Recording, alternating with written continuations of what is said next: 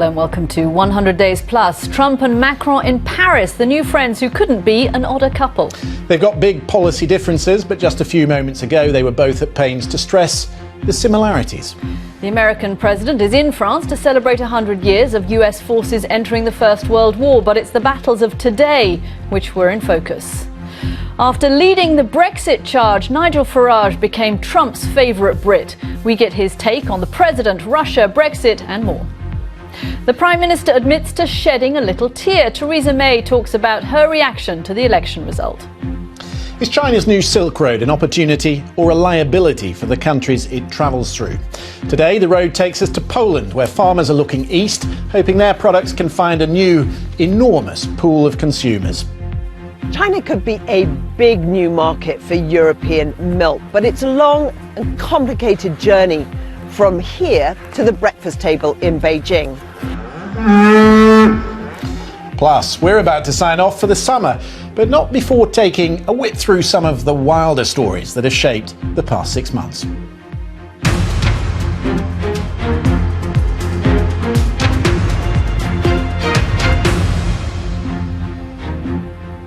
Hello, I'm Katty Kay in London and Christian Fraser is sitting right next to me.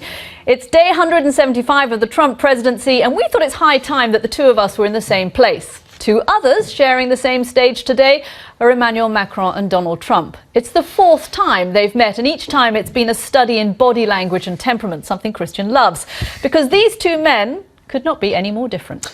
That's right, Mr. Macron, the globalist, liberal, the youngest French president of modern times. Mr. Trump, now the oldest American president, nationalist, but on the world stage nowhere near as popular. There's been eyeballing, peculiar handshakes, and that more serious rift over climate and trade. An hour ago, though, the two men appeared side by side for the press conference. And here's what they had to say on the Paris Accord, which has been a major point of contention. Quite a view. A little earlier, I didn't tell you I'd been there. A little earlier, we spoke to someone who himself has dined with Donald Trump. In fact, he might even be considered one of the president's friends. Nigel Farage, Mr. Brexit. So Nigel Farage, looking at Donald Trump and Emmanuel Macron in Paris, it's hard to think that Emmanuel Macron isn't the more statesmanly of the two, isn't it? So, what about Brexit? Well, today the government published its repeal bill, the legislation that will transfer EU law onto the British statute book, a huge and complex undertaking. Theresa May called it Brexit's biggest day yet. This is also the day that marks the Prime Minister's first year in office, but how much longer will she stay in the job? The election was a disaster for the Conservative leader. Regrets? She has a few. There's a sobering thought. You know, I used to follow Nigel Farage around in Brussels during these big summits, and you can imagine he was like the man with the fork and the two horns. They really disliked him. He never had a seat in Parliament, and he only had, he only had a bit of support in the country when he started off, and yet he carried this idea so far through sheer force of personality. And whatever your politics, whether you like him or not, that's what he did. And this is the challenge, I think, that Theresa May has to live up to on such a difficult task. Well, what's the similarity between Nigel Farage, Jeremy Corbyn and Donald Trump?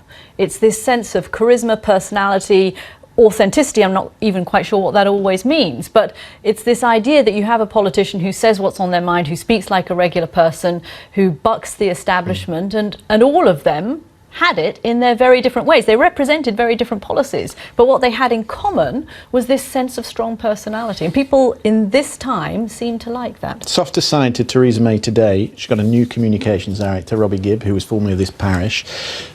Jeremy Corbyn was this avuncular character on the campaign, stumped, took risks. I think the concern in the country will be, here is Theresa May 2.0 on the anniversary, first year anniversary. The question is it too little, too late? Okay, and I'm going to put my woman's hat here on, because I think also there is a problem for a woman politician possibly admitting to moments of weakness and saying that she cried. That's an awkward thing for a woman in politics to have to do. And doing it if you don't believe it and can't do it comfortably, that gets you away from the idea of being authentic. Okay. Well, the Paris trip is at least some respite for Mr. Trump from the Russia investigation, which again has consumed the agenda in Washington this week.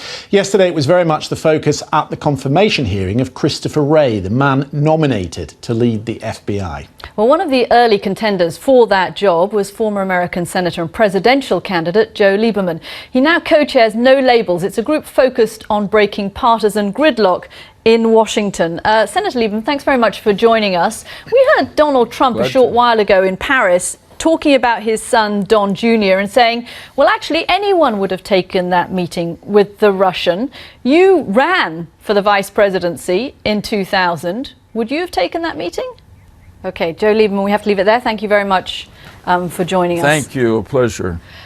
A Freedom of Information request has revealed that the US State Department booked 19 rooms at the new Trump Hotel in Vancouver when accompanying members of the president's family to the hotel opening. The cost of the visit back in February, once the Mr. Trump was already president, was more than $15,000. Does raise an interesting question, that, doesn't it, around the potential conflict of interest here. Should taxpayers' money fund trips that will financially benefit the president's private company? OK, so we have to, Christian, balance here, because the White House would say this hotel doesn't actually belong to the Trump family. It's just licensed to the Trump family business. But of course, the thing is the Trump family business is so tied up with brand and the brand of the Trump name that it's really hard to distinguish the two. And it's something we know. We just had the head of the ethics office resigning because he said that he thought that there was too much of a conflict of interest with his He's supposed to stay in post. No, Isn't that his idea? I'm out of there. If you're the ethics boss, you're meant to see this through, not resign. This is far. I'll tell you what I did. What I did today, I looked at the Register of Members' Financial Interests here in the UK to see what the rules are. And let me read you this. They say the main purpose of the register is to provide information about any financial interest which a member has or any benefit which he or she receives through his or her action or words as a member of Parliament. Now, if you apply that to what you've just told us about the State Department going to the Trump Hotel, it's conflict of interest. Yeah, I think even just to avoid a conflict of interest or even the perception of a conflict of interest, they'd have done better off staying at the Hilton, right? Next time, book a different hotel. There must be others in Vancouver. And you get the points. I'd have taken the points. Anyway, China's most prominent human rights and democracy activist, the Nobel Peace Prize winner Liu Xiaobo, has died from liver cancer. The UN says Liu Xiaobo will continue to be an inspiration for all human rights defenders, despite everything he suffered. He was serving an 11-year sentence for subversion. The head of the Norwegian Nobel Committee has said the Chinese government bears a heavy responsibility for his premature death. An American doctor has told the British High Court that a trial therapy in the States could offer a 1 in 10 chance of meaningful improvement for terminally ill baby Charlie Gard.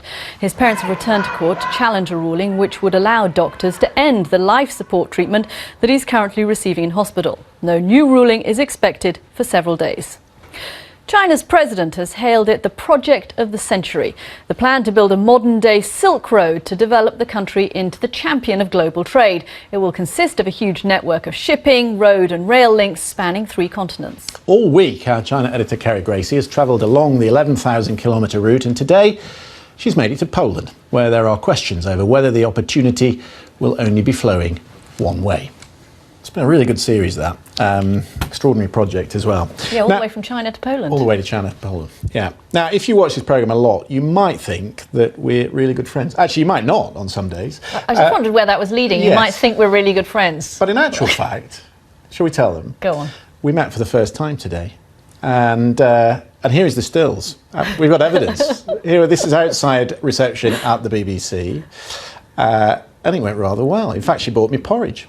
And the really weird thing is, I was thinking about it today. I worked in foreign news for 10 years, so we have been communicating over the airwaves for 10 years, from Rome to Cairo to Paris, and we've never met. We've never been in the same country. It's a bit like one of those internet relationships. Yeah, I'm quite... One of those weird internet Scrabble. I was a little bit worried, actually, that we might meet and it could go terribly wrong and that we would have been much better off staying 3,000 miles apart and never meeting. But actually, it's been okay, hasn't it? In fact, it's been so okay. What do you think? Should we do it again? You want to do it again? We're going to do it again. We're going to come back in September. We're going to have a holiday, have a rest. We're going to come back in September and we're going to do it some more. In the full assurance that there will still be a lot going on in the world and a lot for us to cover. But we don't know what we're going to call the programme yet. Yeah, help us out. Yeah, you might have some good ideas. The bosses might as well. You're watching 100 Days Plus from BBC News. And still to come, we'll return to Florida. It was a crucial battleground state for Donald Trump. We'll check in with one of his supporters from the Latinas for Trump. And there he is, sitting in the studio in Washington, our good friend Ron Christie, who's here for our final programme. Looking forward to talking to him. All still to come on 100 Days Plus from BBC News.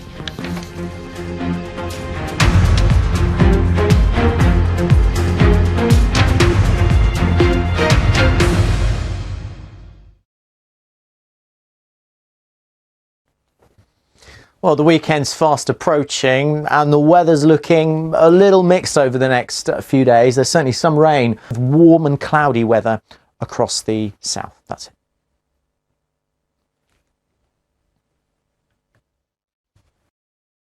A book can lead us to new worlds and experiences. But how can the words take us back to the ideas that brought it into being? How can the book guide us to the one who gave it shape and character? How can it show us the inspiration? Learn more about the book.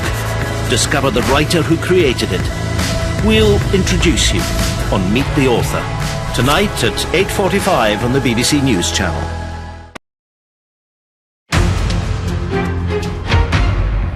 Welcome back to 100 Days Plus. I'm Katty Kay. And I'm Christian Fraser. Our top stories.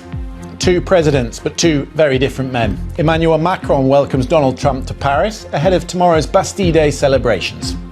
Mr. Trump defended his son Donald Jr. for meeting with a Russian lawyer during the presidential campaign. So is it a problem? Not, according to one British politician who is close to the White House, Nigel Farage. And if someone says to me, I want to meet you for a cup of tea, I've got some information that will really damage the Remain camp or the leader of a party you're fighting, what do? You go and listen.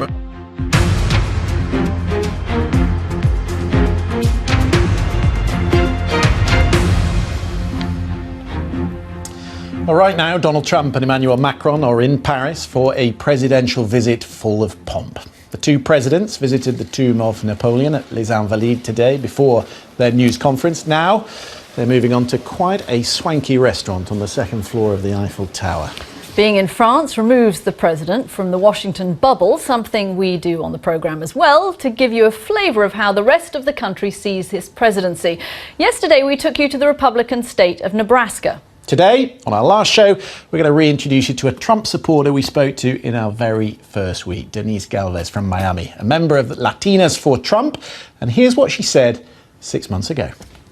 OK, we can speak live to Denise. She's in Miami for us now. Denise, it's 6 months on. How's he doing? OK, Denise, thanks very much. Stay in touch with us. It's interesting, isn't it? Often what we're hearing, Christian, is that supporters of Donald Trump are upset with the Republican Party and the media, not with the president himself. Well, one thing that we can say with absolute certainty since we started this programme is that it's never been dull. It's 175 days since Donald Trump took office. On this show, we've made exactly 100 programmes, so they tell me it's perfect symmetry. I didn't know that.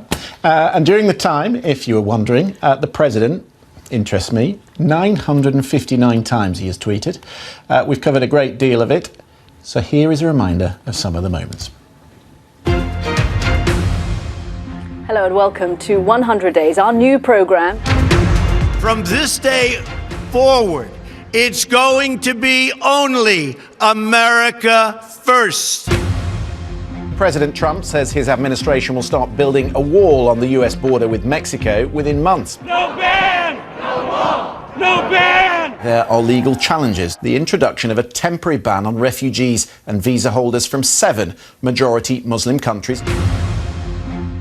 And sometimes he doesn't let go. Do you remember this one? And Shinzo Abe clearly trying to release his hand. It's just 3 weeks into the new US administration and already the president has had to sack someone. The National Security Advisor Mike Flynn did speak to the Russian ambassador about sanctions. I think he's been treated very, very unfairly by the media, as I call it, the fake media in many cases. Where are you from? BBC. Okay. Here's another beauty. The British government begins the process of leaving the European Union. This is an historic moment from which there can be no turning back. America's policy on Syria is confusing. After the Tomahawks, what now? We agreed that the government should call a general election. The transition of power is underway in France.